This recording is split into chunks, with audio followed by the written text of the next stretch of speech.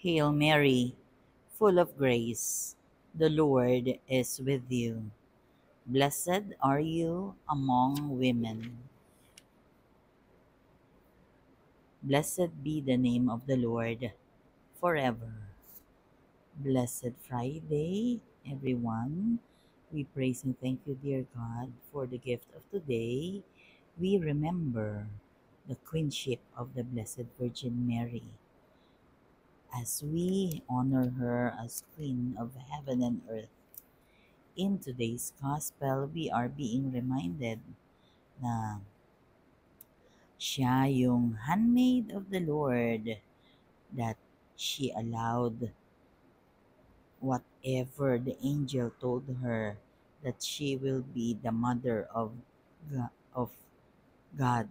Kahit na hindi niya naintindihan, hindi niya naunawaan kung anong ibig sabihin, she allowed herself to be used by God para mangyari ang sinabi ng Diyos na magkakaroon ng tagapagligtas, at yan ay ipapanganak through her.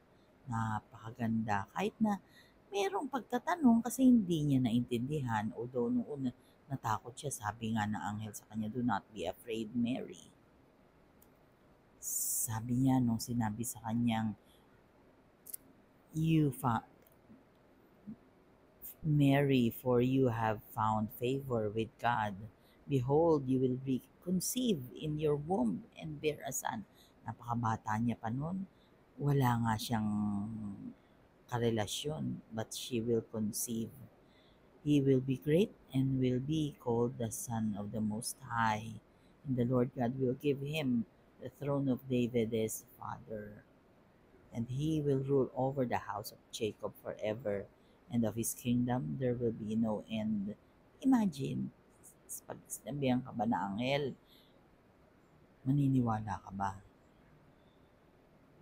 And so nagtanong siya, "How can this be?" Sabi ng anghel, "The Holy Spirit will come upon you, and the power of the Most High will overshadow you.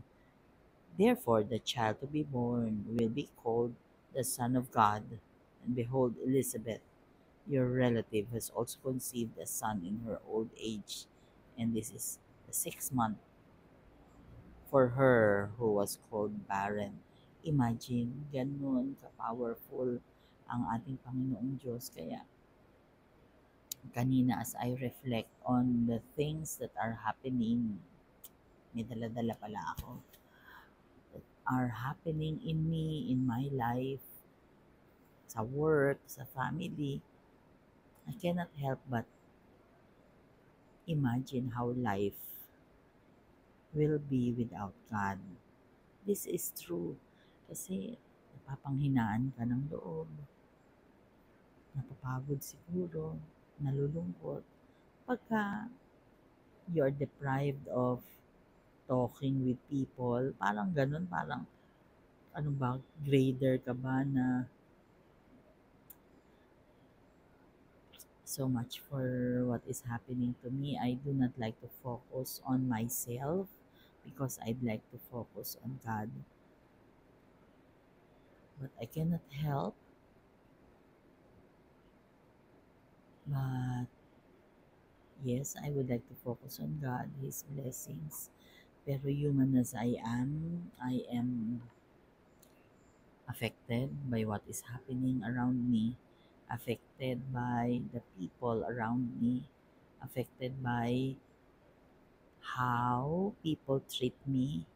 Yun bang sasabihan ka na, "Bakit, sino ka ba? Wala ka namang nalalaman." Mga ganon na parang, "Bakit importante ba yung pirma mo? Sino ka ba?" Mga ganyan, or gusto mo wag ka nang pumasok eh.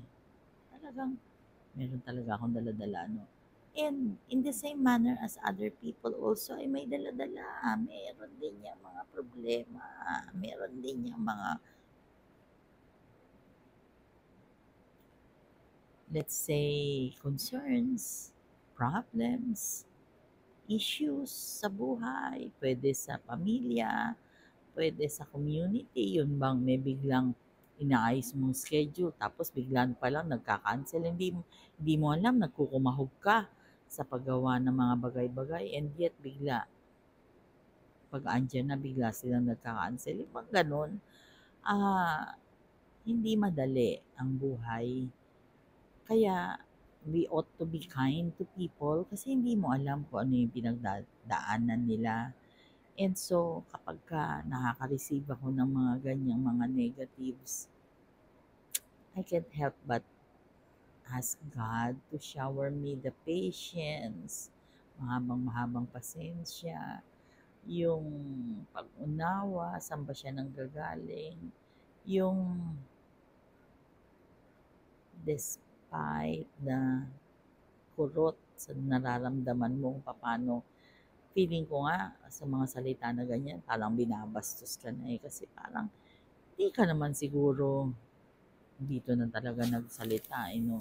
Di ka naman siguro pabaya sa mga ginagawa mo. Pero oftentimes kapag ganitong klase ng mga tao ang nakakasalamuha mo, napapanghinaan ka ng loob. And if we resort to God, sa Kanya ka hihingi ng tulong, sa Kanya ka hihingi ng lakas, I think mapapagtagumpayan mo ang mga araw na kung saan pwedeng hindi magandang mga araw, pwedeng parang laging gloomy, but with God, every day is a sunny day. Every day is a beautiful day because siya lang at wala nang ibang nakakapagpa-smile sa atin, nakakapagpalakas ng loob at nakakapaggawa ng happy thoughts and happy feelings. Nawa, lagi nating pairalin ang pagtitiwala at paniniwala sa Diyos sa tulong ng mahal na Birheng Maria, dahil kung mawawala yan, hindi ko alam kung paano ang buhay. Let us pray. Lord God, we are sorry for our sins, either of commission or omission. We pray for healing of those who are sick, those who are requesting for prayers, and those who are praying with us right here, right now. Panginoon, patuloy mo po kaming gabayan, samahan sa lahat ng oras ng aming buhay. Be with us always and in always, sapagkat without you, we are nothing. Lord God, give us the, the eyes to focus on you, the ears to listen to your call, the hands to do your work, and the heart who is pure dahil nandyan po kayo. All this we pray in your mighty name through the intercession of our Queen of Heaven and Earth, Mama Mary. Please pray for us. Amen.